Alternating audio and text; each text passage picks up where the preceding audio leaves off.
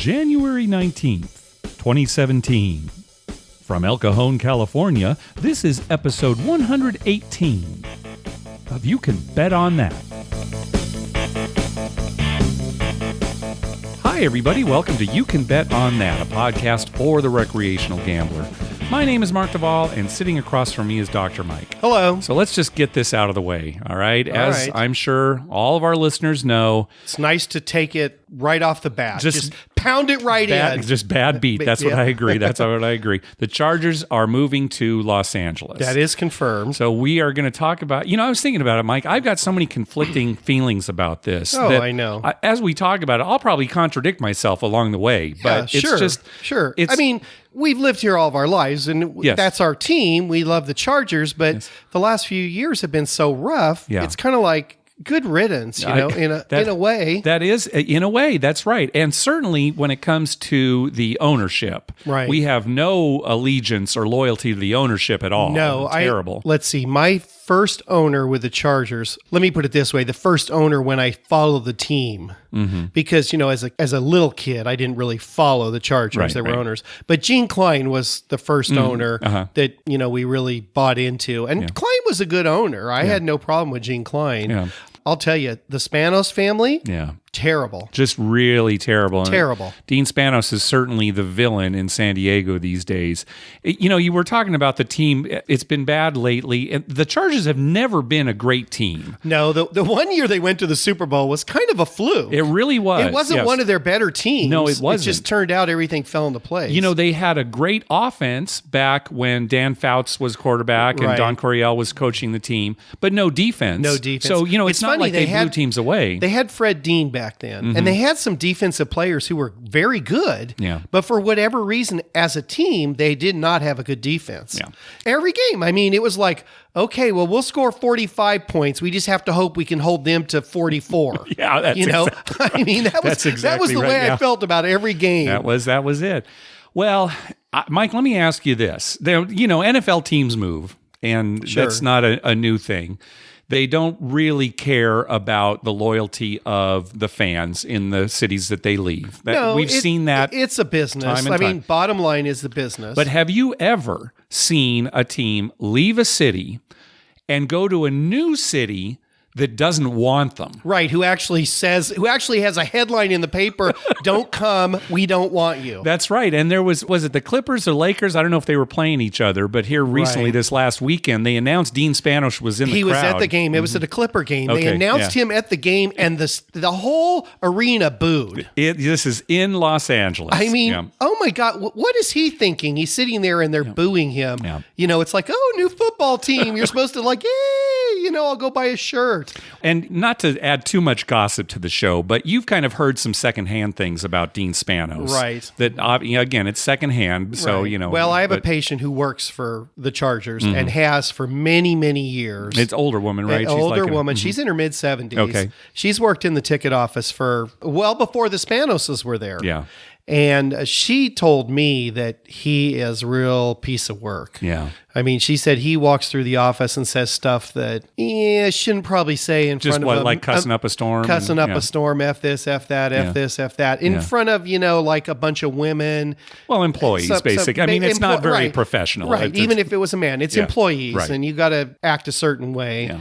And she has very little respect for him. Yeah. So, well, people have been asking us, so are you going to still root for the Chargers? Is there another team you're going to root for?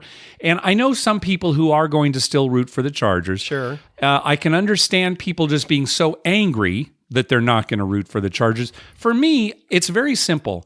I was a San Diego Chargers fan because I live in San Diego. Right. It's as simple as that. That's why I support because, personnel, they switch all the time, right? The team is constantly changing. So it's not like you are loyal to certain players, although, you can be that way. Right. But, look at Drew Brees, right? He was a great quarterback. I still like Drew Brees. I do too, but I'm not a Saints fan. No, I root for Drew Brees, though, in a game. I mean, if the Saints are playing somebody like, say, Atlanta, and I don't really feel bound to eat, I do root for them because I like Drew Brees. Yeah. So and it'll be the same with the Chargers. Yeah, there are certain players that we like. But no, I'm not going to, they're not going to be my team. I don't know if I'll have a team.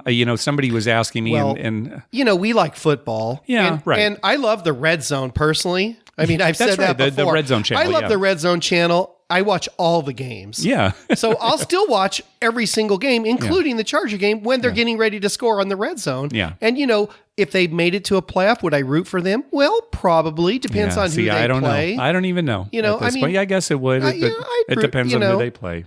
Yeah, it depends on who they play. My wife's from Minnesota, so we always root for the Vikings. Yeah, see, my wife's from Illinois, so we root for the Bears. So, sure. So you'll still root for them. You don't have to live there. Yeah. A couple things I want to mention is, number one, and most importantly, so no more free well drinks for listeners. It's Charger gear they're going to be getting. I've got a boatload. I mean, a boatload of Charger gear. I have so many shirts and hats. It's just unbelievable how much I have. And it's all useless now. Yeah. So, no well drink, just here. Oh, here's your Charger You should will it to your daughters. Yeah. So when they're older, it'll be like antiques. Yeah, and right. like, the Chargers used to be in San Diego. It'll still be worth nothing. I'll tell you what, my wife and I were talking about this. We're walking through the supermarket, and here's this Charger cooler, above the. Oh, Mike, I took a picture of that, and I tweeted it. Yeah. Yeah, it wasn't even on discount. It was still like $11. Yeah, I was like, who's going to buy that? This one actually said San Diego. Yeah, the one that I did too. Because I actually have a toolbox that's a Charger toolbox, but it's just got the Charger logo, which is no good anymore either, evidently, right? But right. And it says Chargers, but it doesn't say San Diego. Oh yeah, well, so we haven't even talked about that stupid logo that was around for about a week. That LA with the lightning bolt logo. That was terrible. They got rid of that quick. Well, in their haste to move, they probably got some junior high kid to design that. Yeah, I mean, it's true. It looked like I did it. That's what it looked like. It was that bad. I agree. It looked like I probably did it. Yeah. The other thing I want to say is, besides all my gear and stuff that I have a Charger throwback T-shirt, the baby blue T-shirt that I bought one year. Well, it was the year they fired Marty Schottenheimer, and they were 14-2. Okay, right. And I bought that because I thought, okay, I think they're going to make this Super Bowl this year. I mean, they have a legitimate chance, and I'm going to buy this brand new shirt.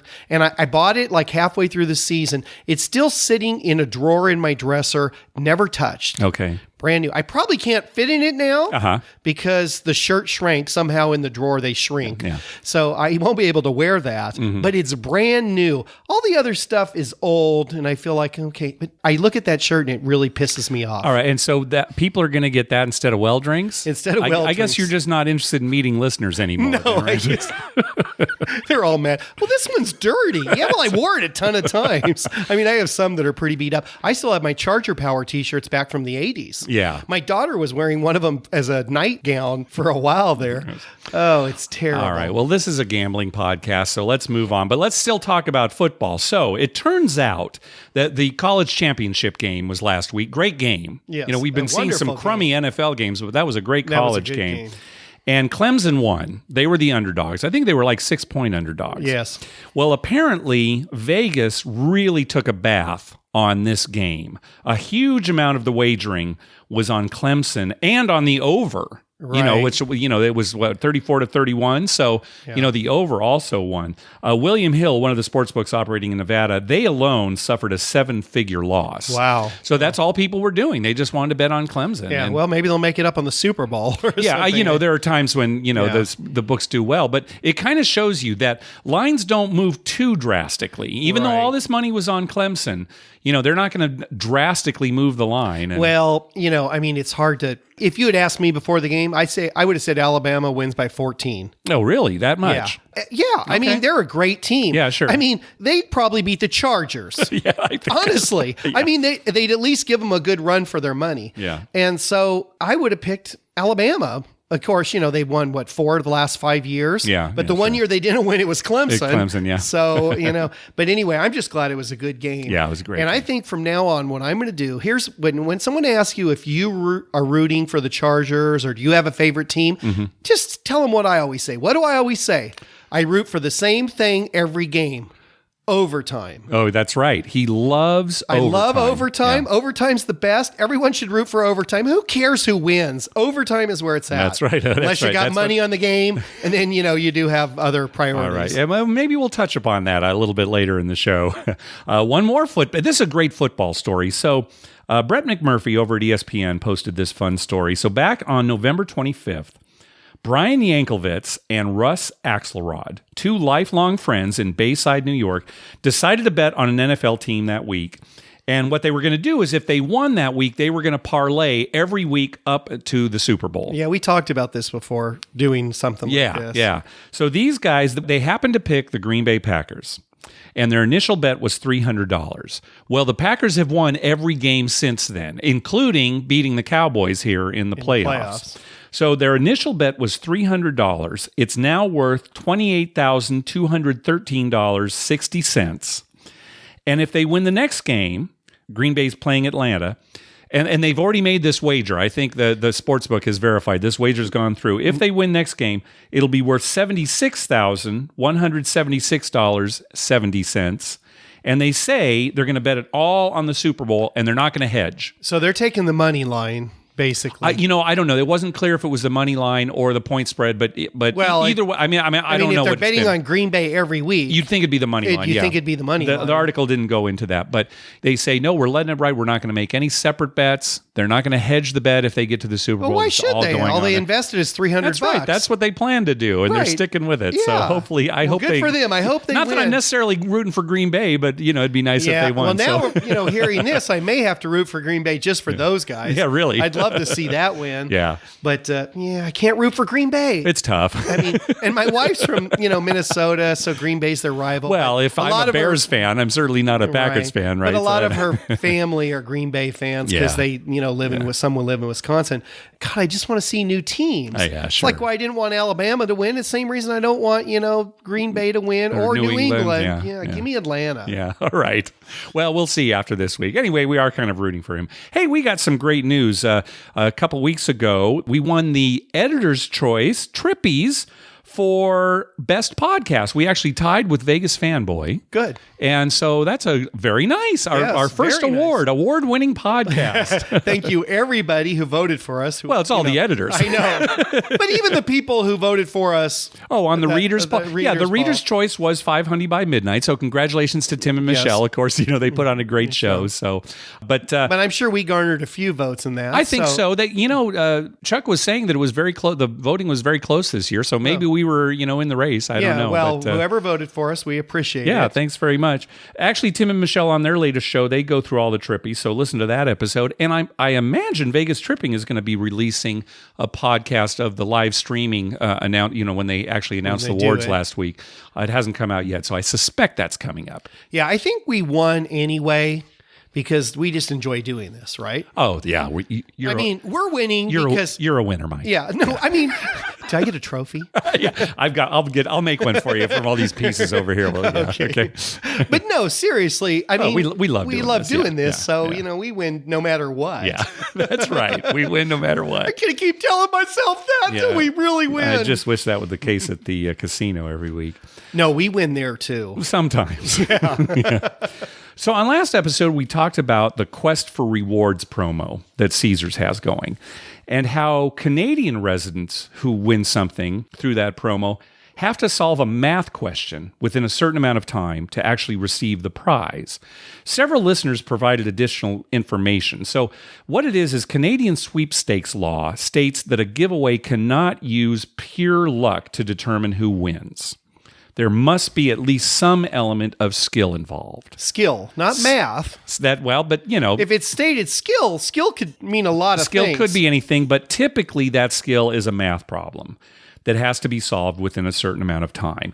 And like we guessed on our last show, the problem is usually something like, what's 5 times 30 minus 12? It's just arithmetic, just like that. Right. And they have to figure it out within a certain amount of time. I think they should get away from math and make skill something more like, you got to be able to stack. Yeah, physical skill. Yeah, physical skill. You got to make 3 free throws in a row. Yeah, right. You've got 12 hours to make 3 in a row. That's right. You just 2. No, 2 hours later. There's some guy who has to stand there and monitor it. Come on. That's right. Yeah, really, from the Sweepstakes, Canadian Sweepstakes Council. Right. I want that job, actually. Oh, actually, that would be good. That would be a good job. You just sit there, you're eating Taco Bell, watching some guy try and make free throws. He can barely stand. Eating Taco Bell. Where'd that come from? I just had Taco Bell. Oh, yeah. I actually witnessed you consume it right there.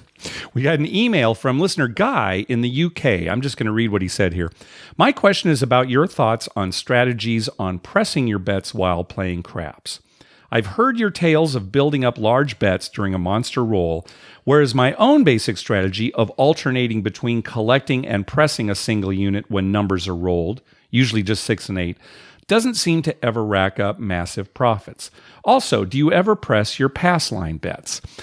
Yeah, we have told stories about these big presses, but I can't say that when we do that, it's smart. No, it's not smart. But if you want to have a huge roll, a huge win on a single roll. On a single roll, you almost have to do that, yes, right? I mean, if you just kept the same bet every time, you'd win, obviously, and that's probably a smarter way to play. In the long run, it is a better way to play. Right? But I mean, you're not going to have that huge monster roll. Because, I think about this big roll that we had fairly recently where I talked about how I had an 8 up to $2,400. Right. I should have taken that $2,400 down and made it a $6 8. If I was smart, would I have taken $2,400 of my own dollars, walked into a casino and just put it down on an 8? What? Are you still there, Dr. Mike? I can't hear you, Mark. You can't hear. Something's wrong here. I'm not hearing this. I'll try to adjust the audio. But no, in the long run, well, here's the thing. Craps is a negative EV game. Right. So, when should you press? How should you press? Well, you shouldn't press. You shouldn't play the game at all. Right, right. It should be in the poker room. That's right. Poker. So, what it comes down to is, press if you want to have that big roll. Just keep in mind that when you press, that 7 out might be right around the corner, and then, you shouldn't have pressed. Okay, so now that all the logical talk is over, all right, let me give the real explanation. All right, let's hear it. This is what I do. Okay, and I think you'll agree I stick to this for the most part. I try and collect my initial outlay first. So if you got a place bet, you collect it at least once? I collect once, right? And then once I've collected, and let's say I have a pass line bet with odds, if the point was made and I have say 3 place bets and I've collected 3 times, not each individual one, but say, I collected 3 8s and I had a 5, an 8, and a 9. But you've basically made your money back on all your place bets. Right. Yeah. For that roll, I've made my money back. Then I just press every time. So 1 unit. So if I have a $30 6, I go to 60. Mm-hmm. When it hits, I go to 90. So I'm collecting a little. Yeah. Then I go to 120. Then I go to 150. Yeah, so you're pressing. And then once I get to that 150 mark, then, weird things happen. Then you're thinking, oh boy, I'm going to try to jump on this and catch a really big roll. Right. Then maybe you go to 300, I might 600, go to 300 or jump up quick. 450 or something. Right. So, that's kind of my theory. And that's pressing. The way you like to play. Exactly. Again, this is not advice, but it's the way you like to play. Definitely not advice because that's not the smartest thing to do.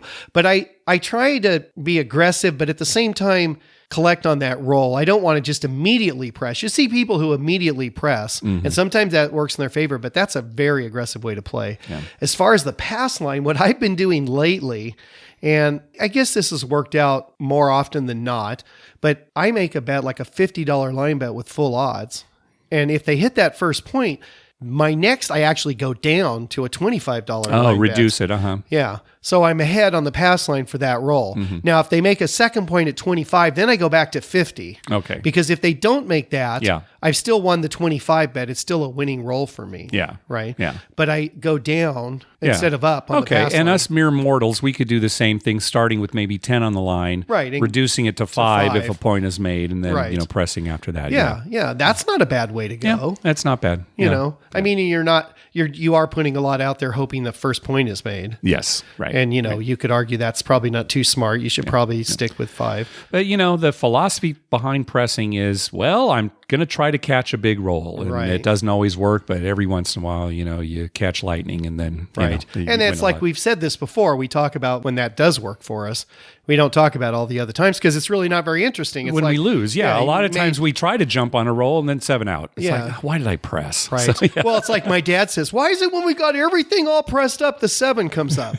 Well, because the 7's going to come by every roll, Dad. We've just been lucky to that point. All right. So that's our advice, if you call it that, on pressing. We've got another email from listener Brian. I'm just going to read this. Is Shoot to Win Craps truly a random dice game? Shoot to Win Craps is the machine game, kind of that bubble craps that is an automated machine. Is Shoot to Win Craps truly a random dice game, or do you think the machines can set the roll to whatever they want?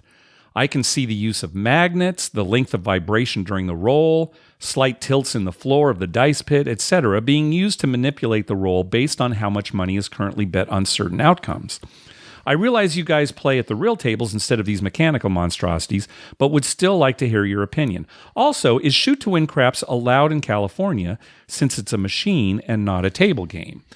I'd be very surprised if these machines can be set in any kind of way to manipulate the rolls of the dice. I wouldn't be surprised if they can be set that way, but I don't think they are set that way. Because there's no reason to do that. First of all, there's no reason. And the amount of technology required for that just wouldn't be worth the risk of getting caught. Yes, exactly. Right. Because the game just played fairly. The house still has an edge. Right. Yeah. It's just like slot machines. You'll always hear people say, this casino pays out more than this casino, or they're looser or whatever. I mean, they're probably set the same. There's rules they have to abide by. And for them to take a risk to make their machines tighter than's legally allowed, why would you risk that? Because you still have the edge. You still have a hedge. I mean, in the long run, you're going to win. Yeah. Well, and we actually have a phone call here coming up from a player who won quite a bit at Shoot to Win Craps. So you definitely can win on those machines. You can catch hot rolls on there too. Yeah. I think it's like any other, craps table, basically. I think, sure, yeah. Now, what about in California? Oh, so no, that's interesting because I've never seen one in California. Neither have I. But I have seen roulette machines that use, balls that go around in a circle and drop in just like a real roulette game, but it's a machine. It's just a machine. There's no dealer. Has anybody seen a Shoot to Win Craps game in California? Let us know. I have a feeling that since the roulette is there, the Shoot to Win might qualify also. So, but does Harrah's Rincon have a roulette machine? Yes, they do. Yeah, they do. And the dealer's really cute. What? Oh, yeah, on the screen. On the screen, yeah. The girl on the screen who deals. Oh, that's interesting. I think we were talking about. She's one of the nicer dealers out there. She is one of the nicer dealers. Maybe she auditioned for it. All right. So our good buddy Taylor, he was talking about playing poker in a casino. And he finally did do it on his last trip to Las Vegas. He said he didn't care much for it. And I can understand why. When you're used to casino gambling and all the whooping it up and high-fiving with everybody, casino poker is a much different animal. And Taylor likes to chat. Yeah, and have fun. And, like me. I mean, it's just boring when you can't talk to anybody. And, depending on what kind of players you find at the poker table, right, they're out to get your money. Right. So and some of them are just not friendly. That's true. They should be, but you're right. Most people are friendly, but there are some who are definitely not friendly, do not want to talk to you. Oh, yeah, it's terrible. You're their adversary. Or to their stupidity, they'll complain about how the way you're playing. Right. If right.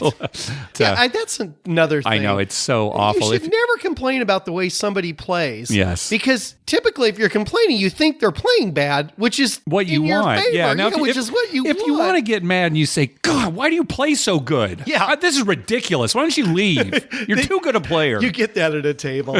You should leave. You're just way too good for this table. Oh, okay. Well, anyway. Is there a 2040 table? So anyway, Taylor was playing a limit hold'em game that had a kill. And he asked if we could talk about kill games on the show. And I don't think we ever have talked about kills before. No, I don't think we have. So a kill game in poker is a game where if a single player wins 2 hands in a row, the limits for the next hand increase. That's a way to get bigger pots. Yeah, exactly. More action at the table. So, for example, at a full kill, $3, $6 limit Texas Hold'em game, if a player won 2 hands in a row, the next hand would be 6-12. That's a full kill. Right. Double. Basically, it's a double. Right. Now, Taylor was playing at a 2-4 game with a half kill. And a half kill means that if a player wins 2 hands in a row, the next hand is half as much. So at a 2-4 game, it would become a 3-6 game. Yeah. It's not half as much. The limits increase by a half. Yeah. They increase by a half. So now they're 1.5 what they used to be. 1.5 what they used to be. So, and another rule, here's the big rule. The person who is responsible for the kill, so the player who won 2 hands in a row, is forced to make a kill blind equal to the small bet.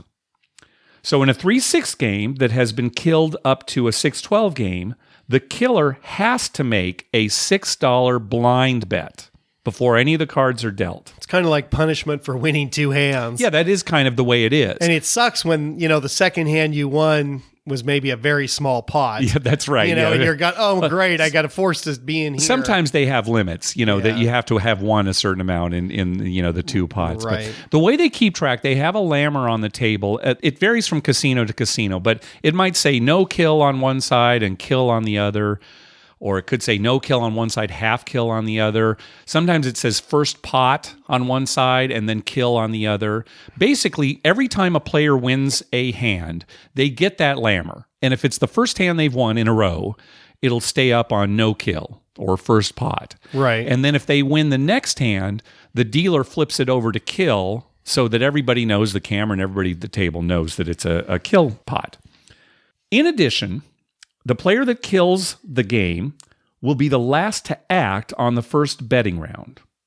So even if that player is in middle position, action will actually move past him on the first betting round, and then he'll be the last to act. Since he's already put up a certain amount of money, kill money, he gets to act last. So if he wants to raise... Yeah, if he's really an action junkie. Right, and he wants to raise... After everyone's passed, he has that option to do that. That's the only advantage he has, really. That's true, because really you don't want to be forced to put in a kill. But you've decided you're going to play it a kill game. So that's part... Because you do have to make that bet. Yeah, it's not an option. If you're killing it, you have to make that kill blind. Now, I've never seen anybody refuse. If you refuse, they'd make you leave the table, they'd kick you out of the casino, or they'd charge. I don't know. I've never seen anybody confused. I mean, you should know when you're in a kill game, but you do have to make that bet. Right. And the thing is after that first round, you go in order. Yeah, right. Then it just goes back to the regular order. So you're not always last. So the only advantage you have is it's only on that first round. Now, in some casinos, if there have been raises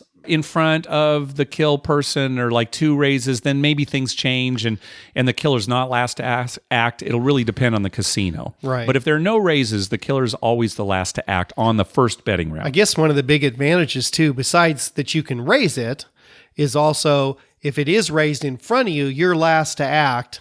Mm-hmm. So, if one guy raises it and 2 people call, then you could fold. Well, what I would say is if somebody raises it and then somebody else re-raises, you can fold. Or even calls. If you don't have a good hand, you've got 3 people to beat, you can fold. But if you win in order... Maybe you've got a hand that's worth 1 raise, but not 2, against 2. Yeah. So, that's definitely, yeah. Finally, even if the limits of a hand have been increased due to a kill, the small and big blinds do not increase. So if you're in a 3-6 game with a full kill, the blinds are typically 1-3 in a 3-6 game. If the game is killed to 6-12, those blinds still stay at $1 and $3. Unless the killer is one of the people that's in the smaller big blind. That's right. And if the killer's in there, he still just has to put in the kill blind. Right. Like in our example, just $6. He doesn't have to put in the kill blind and his regular blind. Smaller big blind. Right. That way, players who just happen to be in the blinds for a kill aren't punished. Right. So that wouldn't be fair to people. Suddenly it's a kill game and you've got to put in more for your blind. 9-2 just because it's the pin I want to have. So now in some games, like Omaha 8, which is a split pot game, a kill only occurs when a single player scoops an entire pot on one hand, like wins high and low, or there's only a high. Right. And they scoop, then there would be a kill. And typically the pot has to be a minimum amount for a kill to occur. So if you're at a 3-6 game, maybe the pot has to be $40. And if it's less than $40, even if you scoop, you don't have to kill it. You'll see that a lot more with Omaha, where one person wins a pot. Mm-hmm. And so you'll see more kills in an Omaha. If you're playing an Omaha kill game, you're probably going to see a few more kills than you would like in a Texas Hold'em. I think so too. Yes, yeah. I think so too. It depends on how many players are at the table, of course. Sure. But yes. Mm-hmm. So anyway, that's how kills work. Hopefully, we explained it okay. And Taylor, if you ever go back, that's how a kill works. And do you like the kill? I like the kill. Yes. Yeah, I do. I mean, we're kind of action junkies, so we like the bigger pots. Yeah. But I mean, I think the kill's a good thing. We have kills in our home game. Right. Almost every time we play Texas Hold'em or Omaha, it's some kind of kill. Yeah, and we'll have where we dealt all the way around and it's a kill the whole way. Yes, right. Especially in Omaha. Because everybody's scooping or there's no low the whole time. Yeah, a lot of times there's just no low. Yep. Hey, thanks to everyone who's been clicking through our Amazon link. Remember, whenever you're going to buy something through Amazon, please go to our page first, youcanbetonthat.com, and click through our Amazon link at the top of the page. All right, let's jump to our voicemail hotline. Remember, call our hotline at 951-292-4377. That's 9512-WAGERS. 9512-WAGERS. And maybe we'll play your clip on the show. So on our last episode, we talked about Poker Atlas as a good resource for Vegas poker games. Listener Mark called in with another suggestion. Hello, Mark and Dr. Mike. This is Mark from Minneapolis. I know you guys talk a lot about craps, but the last few episodes you talked a little bit about poker in Las Vegas and kind of where to find different levels of games. I suggest anybody who's going to play poker in Las Vegas download the Bravo Poker Live app for their phone or their tablet. It can let you immediately scan what games are in each room of every casino that offers poker. Tells you their tournament schedules and even how many people are on a wait list for each game. Saves you some time walking across back and forth to find a different room or go to one room and see that it's full and have to go to someplace else. So once again, download the Bravo Poker Live app. It's a great tool to see what games are being played in Las Vegas. Thank you much. Love the show. Yeah, good. I had forgotten about this app. I had it on my phone a long time ago when I was going to play some poker in casinos. I haven't done that in a long time, but that's good advice. How do they update that so quick? He's saying that, how many seats are open. I mean, it's up to the casino, right? So if you've got a casino that's not really participating, then maybe you won't get the most up-to-date information. So it's not like Bravo has hired people to stand in the casino and keep track. That's what I'm saying. Some pit boss in the casino has to log that in, right? Yeah. And sometimes it's automated at these casinos. It's not like somebody has to manually do it. It's all the sign-up sheets and everything are all automated and it keeps track of it. So, but good suggestion. So you've got a link to that, I assume. Yeah, I'll put a link to that on the show notes. Very good. Mm-hmm. So last episode, we promised a crap story from Ethan. Hey, Mark and Dr. Mike. This is Ethan from Virginia. I just wanted to call in with a quick crap story. I was hanging out with my buddy Doug at his house where we have a little craps table set up. And I was rolling, he was playing the dealer. And I got on a really hot roll, and I said, man, I'm wasting all my luck here standing in your kitchen. I should be at the casino gambling. And then he said, well, here, let me roll, and you deal, and I'll show you how it would go if we were over at the casino playing with real money. And he started rolling really well and making points. And I said, see, we're wasting all this time and luck here. We should be at the casino. He said, there's no way. I said, well, if you make the next point, we're going. If you crap out, we won't go. It sounds like two guys I know. Yeah, I think that we may have done something similar to this in the past. I think so. Yeah. Next roll, he hit the point, and we were in the car. Because of it was Christmas, we were really not looking to gamble a ton, so we decided to combine bankrolls, 200 each, for a total bankroll of 400 in order to play $10 craps with full odds and 2 come bets. Again, full odds. So we get to the casino, get on the table, starts out even for the first 2 shooters. The next 2, we lost a bunch of money. And then this woman rolled and got us just back over even. And then this old man started to shoot. And then on his come out roll, he rolled a 2 and then a 3. And I said, man, I don't have a great feeling about this guy rolling. But then he established a point. And I said, here we go. And then this guy didn't stop rolling until we had made over $900. At one point, we went up, down on the 9 3 times in a row for $210, and it was awesome. Just $70, $70, $70. As soon as he crapped out, we colored up. We bought him with 400 and cashed out at 14. Not a bad evening for about 1 hour's worth of time at the casino. Anyway, I don't really consider myself a superstitious person. I play smart with, try to making the best odds or play basic strategy during blackjack. But I thought it was pretty funny how the evening turned out. The whole way home, I got to say I told you. I had a feeling. Anyway, thanks for listening to my stories. I hope you all enjoyed them and keep up the great work on the show and have a happy New Year. Bye. Thanks. That story, it sounds like you're Ethan. I could see it. Yeah, Mike, we're going to, I guarantee. Yeah, I guarantee it's going to work. And on the way home, I'm laying into you, right? Like, see, and you wanted to stay home. Yeah. That's what you'd say. And you wanted to go eat. That's right. I'll tell you what, though, sometimes don't you kind of just feel like, okay, I can do nothing wrong today? Of course you feel that way, Yeah, but it's nonsense. I know it doesn't always work, but sometimes it does work, and you feel that way. I know, it's part of the fun of gambling. When I the know. stars line up, there's nothing better. I know, I agree. All right. Speaking of shoot to win craps, here's Ken. Hi, my name is Ken. I'm a new listener, really enjoying your show. Shout out to my buddy Ross, who turned me on to this podcast. I wanted to answer a question you had asked about bubble craps, and I'm sorry, I don't know the real name of it. I always refer to it as bubble craps, like those old bubble hockey games back in the day in the 80s when we were much younger. The bubble craps game, the one I'm familiar with, is that horseshoe, backed by the sports book. And your question was about the limits on those. The one at the horseshoe is set up with a $1 limit. So you can bet $1 on things like hardways, different things like that. But the pass line minimum is set at $2. So your question was, are those configurable? And it seems the answer to that is yes. I believe the one at Treasure Island is $5 pass line, but I can't imagine that the hardways have to be bet at $5 as well. So I do think they're configurable, but the one I'm very familiar with is the one there at the horseshoe, and it is definitely $1 minimum, $2 pass line minimum. Hope that answers that question. Hope all's well. Bye. Yeah, this question had come up because we had a listener who was at a $3 minimum shoot to win craps game, and that applied to all bets, including prop bets like the hardways. Yeah, that's crazy. That was crazy because you can bet $1 at a real table on a hardway, even if the table minimum is $10. So yeah, I can't believe there's a $5 that's bubble too craps. high. $5.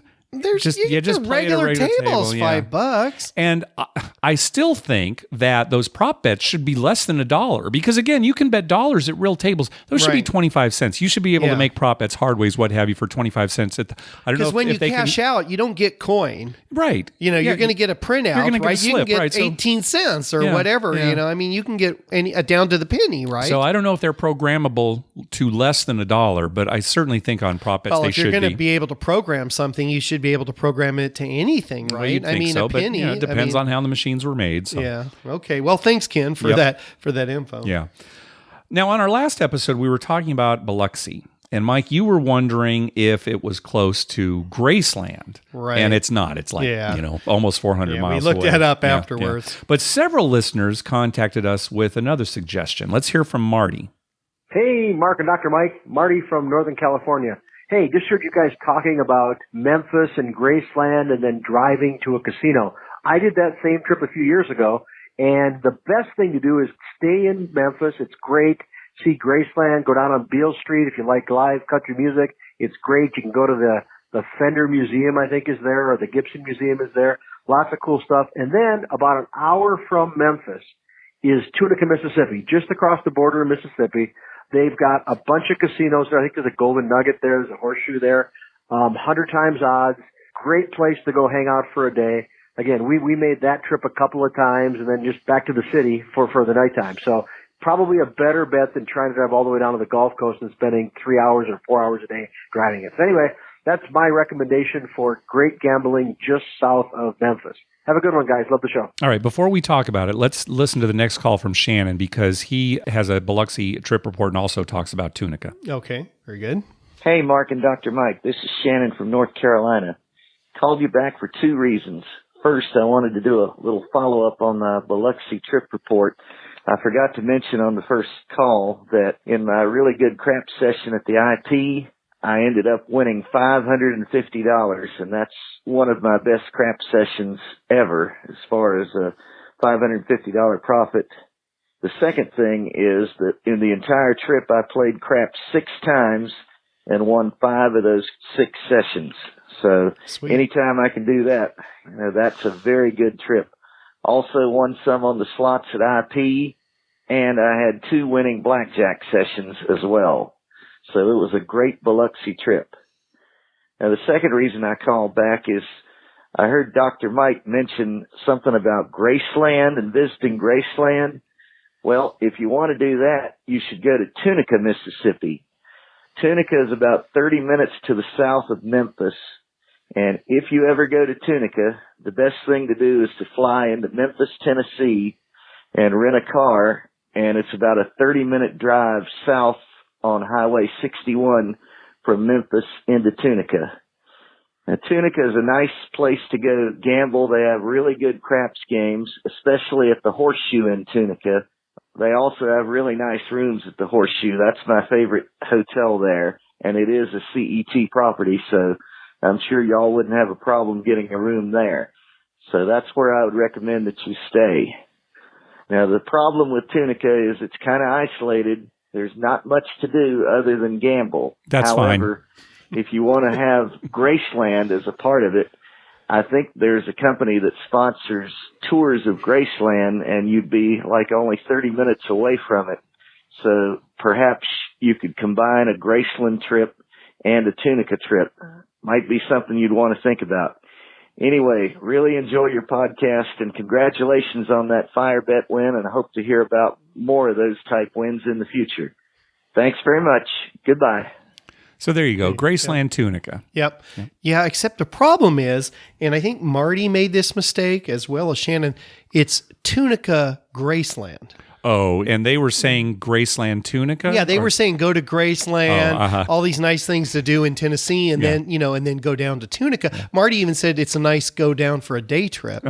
And I don't think Marty understands. See, we're going to go to Tunica and be there every day and then just take a few hours to go to Graceland. I'm going to still blame you because you're the one who brought up Graceland last time, right? So, that's true. I'll blame you. I was just looking for a reason to get to Tunica or somewhere. somewhere. That's right, yes. Somewhere down there. All right, so that's a possible trip. No, that's definitely a trip. Yeah. And, I've always wanted to go to Memphis. Mm-hmm, yeah. Too. There is a lot of stuff there. Yeah, it's not just Graceland. Yeah, it's not just Graceland. There's a lot of stuff I'd like to see there.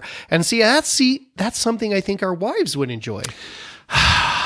All right, says you. I'm not so sure. Well, I know my wife will enjoy. I can't speak for your wife. Well, okay, but would she enjoy going to Tunica and then just having Graceland as like a side thing? No, see, she'll go to Graceland and then come down to see me at Tunica. Okay. And I'll be in Tunica. Now I see. So our wives will go. Okay. Right. Now it's making sense to me. Yes. Okay. Yes, I agree. See, that's much more doable, That right? makes more sense. All right. Next call. Hey, this is Logan from Honolulu. This is a Vegas full strip report. Bought in at Red Rock for $500. Lost all $500 at a live crap table. Bought in for $100 at a shoot to win craps. And won $1,000 on that. There you go. Won 1,000? Yeah, you won $1,000 at shoot to win, but starting with 100. With 100. So it can happen. Wow. Yeah. And at the D, I had the roll of a lifetime, I believe. I had the dice for over 2 hours. Wow. 2 hours? Be all tall, and I only needed the 2 to make the rest of the prop bets on that. One of the players, I believe, when he cashed out, I want to say $5,000.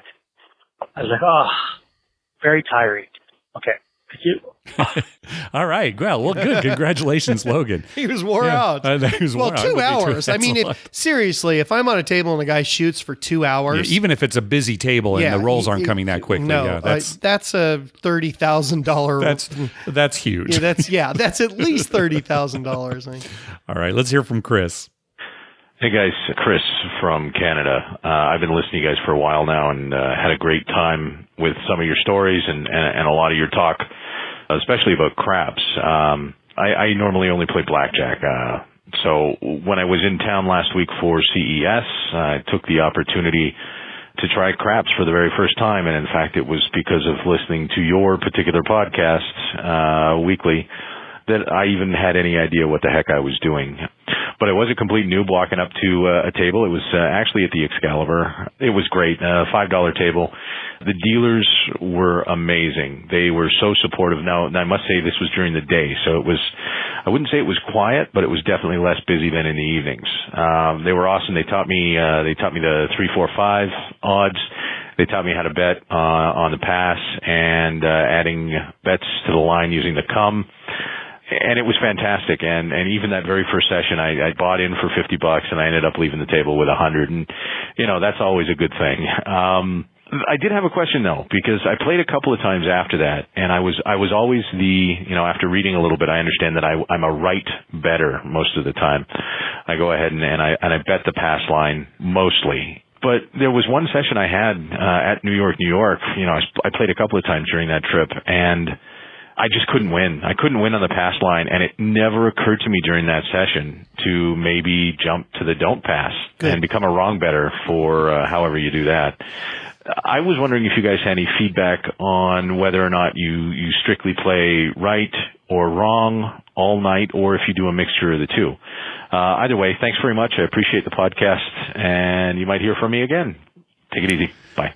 Typically, both of us play the right way all night. Yes. We very rarely switch. Well, I never do. You never do. Every once in a while, I will switch. But if I've decided to switch, I'll generally think to myself, I'm going to play the don't all night. Yeah. And he usually makes a large announcement to so everyone can hear, I'm switching so that I'm helping Dr. Mike. That's right. Yeah. I figure, well, maybe that'll change things on the table. But if I do switch, it's generally not for, one shooter. I'm thinking, okay, I'm going to play the don't for a while. But it's a very difficult thing to switch back and forth from a mental standpoint. Yeah, that we've talked about that. Psychologically, it can goes just poorly, be terrible it for you. beats you up. Yeah. If it goes good, yeah, you're pretty happy, but just the risk of that going bad, it's so mentally disturbing to me. And just because you're on a quote unquote cold table doesn't mean the next shooter is going to have a short roll. You just don't know. Here's what I would say. Instead of switching from, say you're on the do and you're going to switch to the don't, instead of doing that, why not just take a half-hour break, go to another casino or stay in the same casino and go eat and come back? That's good advice. Yeah, I think that's better advice. Yeah. Probably a better thing to do. And the other thing about playing the don't, too, if you've never done it before, it's a different animal, kind of like playing poker is a different animal than playing blackjack with people at a table, because you're the villain typically at a table when you're playing the don't. Right. You're the only one who's doing that. And so you can't really cheer unless you want people to get mad at you, things like that. So yeah, and Chris also, he said he was a blackjack player typically. So think about it this way, Chris. It'd be like if you're on the blackjack table and things are going pretty good and a guy walks up and sits down in third base or next to third base and, he's hitting 17s or something like that, right? I mean, all of a sudden... I know, it's not a perfect analogy, Dr. Mike, but I think I know what you're saying. But you know how it changes the mood of everybody. Right. And everything. Everybody gets mad. Yeah, that's true. All right, one final call. Let's hear from Melissa.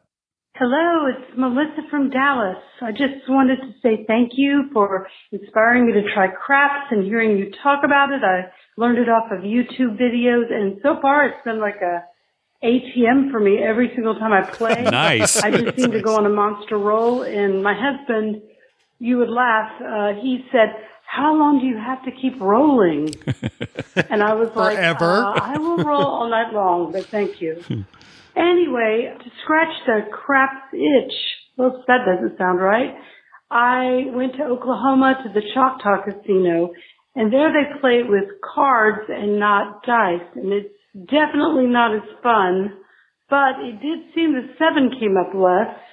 I just wondered if you've ever played with craps with cards and not dice, and what did you think, and is there anything I need to look out for? Thank you so much. Thanks for the show, and I appreciate hearing from you. So in Oklahoma, they have to play craps with cards. And it's the same way here in California. So every week when we go out to the casino, we are playing card craps. Now, each casino handles card craps differently, but I think most of them now have set it up so that the odds are exactly the same as a real craps game with dice. Statistically, it works out the exact same. So at Choctaw, even though maybe it seemed like 7s were coming up not as often, it's a small sample size, and in the long run, it should come out as often as in a real game. Yeah. And at Choctaw, they've got a game that is statistically the same as a real craps game. And let me explain it to you, Mike. And if I explain it to you and you understand, then I've explained it correctly, I think. So okay, here's what they do. They just have 12 cards. They've got, like 6 of them have blue backs and 6 of them have red backs. And they mix them all together and put them in an automatic shuffle machine, just 12 cards. And the shuffle machine sets it up so then when it comes out of the shuffle machine, it's red, blue, red, blue, red, blue. It's alternating. Okay. Now, the person who's the shooter, designated as the shooter, calls out a number between 1 and 6. Okay. And whatever number they call out, the dealer burns that many cards. Okay. Yeah. And then the next 2 cards are the roll. Right. So the next 2 cards are always going to be, different color, a blue back and a red back, or vice versa. Right. And that's how they determine the roll. Okay. You got it? Yeah. Okay, so that's it. And when you think about it, that's statistically the same. Now, right. I mean, that's not that much different than what happens at Harrah's Rincon when we go. It's just that instead of a person yelling out a number, they just lay all the cards out and you roll the dice. And the dice determine which cards get flipped over. Yes, right. Exactly. So the only reason that Choctaw game might not be statistically the same is if there's something weird about the shuffle machine, or if you could figure out something that's going on. Or if the cards got put in a certain way. Inappropriately, or one didn't get put in. It was one card who knows short. With that, but I don't know if there's any way to take advantage of that. But if that's the case, then it should be the same. So, and card craps, we deal with it. We're used to it. That's all we have around here. Everyone who comes and plays, I mean, people will come and visit us, or you'll get some out-of-towners and they'll be this card craps is kind of weird. And after a while, if they're losing, it's like, it's the cards. Yeah, I hate this. Let's go to Vegas, play some real And if craps. they're winning, I'll hear stuff like, it's better. The cards, the 7 doesn't come up as much. Or, hard 8s seem to be coming up more on cards. That's right. No, it's just that sample size is too small. Yes. Way too small. Yep. Yeah. All right, so 360 Vegas Vacation 4 is coming up soon, and there's been a small change to our participation. We will be participating in the meet and greet at 4 p.m. Monday at the Bellagio Baccarat Lounge, along with Vital Vegas, Vegas Bright, and Melts Vegas. That's at 360 Vegas Vacation 4.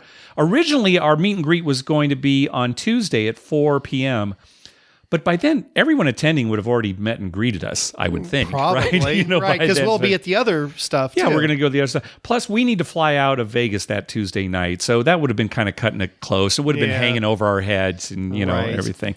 But anyway, hope you can come and join us. 360 Vegas Vacation 4. It takes place over Memorial Day weekend, so that's May 28th through the 30th, and I'll post a link to Mark's itinerary in our show notes. He's got a page there with all the events, and you can RSVP for stuff, so I'll put that in the show notes. And if you're going to start summer, that's the way to start a summer. I agree, yeah. Right. Go to Vegas, have some fun, play some craps, maybe get a free Charger shirt. Something like that. It's a good way to start the summer. So now we're going to have to apologize for Mark because people are pulling out, right? I really don't want to win that Charger shirt. I don't want to win that shirt. That's right. Something else that's coming up. So our friend Ed from New Jersey, he ran a 33 pool during this last NFL season. And remember, we talked about that a 33 pool is where everybody throws money into the pool and everybody's assigned like random teams in the NFL. Right. And if your team scores exactly 33 points that week, then you win the pool. Because 33 is kind of an odd number to hit. Although this year it seemed to come up. It did come up quite a bit this year. And we've had years where it comes up once. Yeah, maybe, who knows what it is. Maybe, it's we've theorized combination. About this. Maybe it's the further back on the point after, or, who knows what. But could just be the stupidity of the players. I mean, how many times this weekend did you see kickoffs go into the end zone, the guy gets the ball, hesitates, and then runs it out. Oh, my gosh. Gets to the 12-yard line and gets tackled. I know, with this new 25-yard rule, they should all be taking a knee, unless they're taking it on the one. Right. If I was a coach, I said, unless you're getting it on the 1-yard line or right on the goal line, or one guy did fumble it a little bit and the ball kind of rolled into the fair territory. Yeah. And so he kind of had to pick it up there and go. Yeah. But otherwise, 25-yard line. You just watch how often they run out and they don't make it even to the 25. Or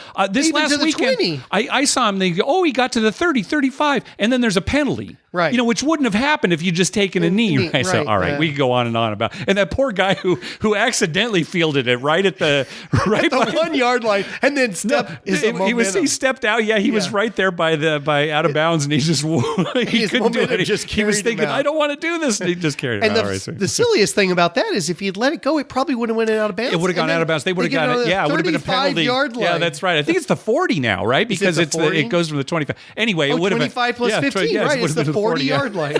All right. Anyway, so Ed ran this 33 pool, and he said if there's any money left over at the end of the year, what he was going to do with it was take it to a casino and bet it all on a hard 6, right? 3-3, 33, right? So now, as it turns out, there were a lot of people during the season who won, and somebody won in week 16, right? But nobody won in week 17. So there was a carryover, unfortunately, just 1 week, but still, it was like $160. So, well, we didn't participate in the pool, but Ed did open up the hard 6 bet to additional players. So we have $20 riding on it, 10 for each of us. Yeah. So they'll still bet their 160, but they'll take extra money from other people who want to get in on the action, so to speak. Yeah. So we have $20. We've got $20. So we'll win $200 if a hard 6 comes up. Yep. So it's planned for Saturday, November 28th at the Borgata. So I really hope we win that. That'd be nice. Yeah. Oh, it's all the way November 28th. Next. Did I say November? Yeah. You even typed November 28th. I see it there. We're going to go through another football season.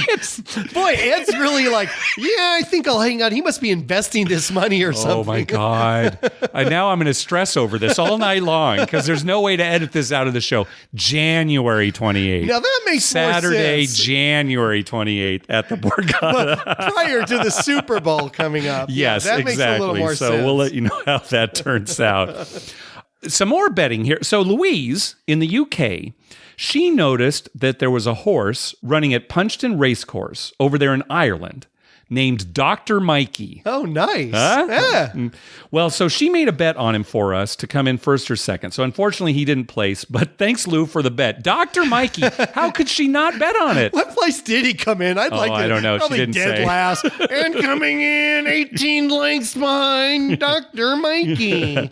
Also, thanks to Tom. Listener Tom was in Vegas this past weekend, and he said he'd like to make a bet for us on one of the NFL games.